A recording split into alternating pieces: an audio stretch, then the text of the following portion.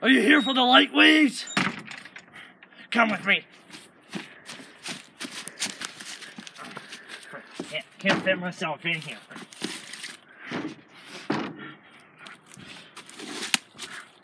Alright, come in here, quick. I don't like them light waves, boy. Let me tell you a little something about light waves. I'm about to give you a little backflash here. Are you listening? Oh. Here. Come inside my cave. Come in here. Come in, come on. Come on in. Well, ever since I was a small child, I always loved to film. This was something my dad introduced me to. And I always loved to edit movies and make movies. But how do I actually do this? How do I film and edit movies? Well, if we're going to understand this, we got to understand light and where it comes from. Pretty much. There's an atom, and electrons orbit atoms. And electrons can sometimes go to a high orbit, but it's unstable, so it'll move to a lower orbit. And during this fall, it creates a small packet called a photon. This is where light comes from. This is how we can see. But how does a camera see? Surely it's not like a human. But there's a difference between ordinary and digital cameras. See, ordinary cameras use film tape, which pretty much stores pictures on it. And an aperture at the front of the lens of the camera will usually open up for a second right when you press the button to take a picture that'll let photons into the camera. And this will make the light waves go through the aperture when it opens and onto the film tape when it goes through the lens. And the film actually captures the picture with a chemical process. But then usually after this, you actually have to process these film pictures, and you do that through a processing machine.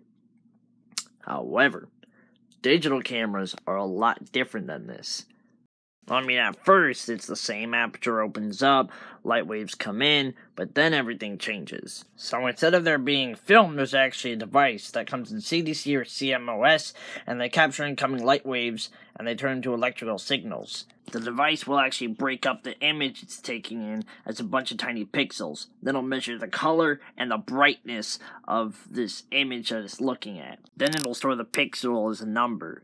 Digital images are essentially just long strings of numbers describing the exact details of each pixel within it. There's a benefit to this. Pretty much you can drag these digital images into online digital software, and you can pretty much play around with your photos and edit them and pretty them up, or pretty much play around with these because they're just numbers that you can pretty much move around to edit the videos, edit layers, pretty much do what you want to just kind of mess around with your videos and make them look fun to watch.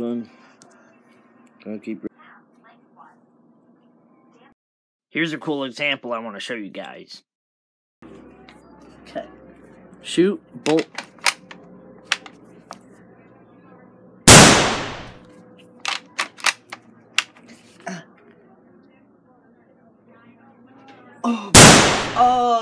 Hey, and I also just wanted to say that me being good at all this filming and camera stuff, it's truly a gift from God, and I can't thank him enough for what he's done, and what he's done in my life, and shown to me in my life. So, thank you. Well, that was my cave. I hope you liked it. That's a story about light waves, and I hope this helps you out, so,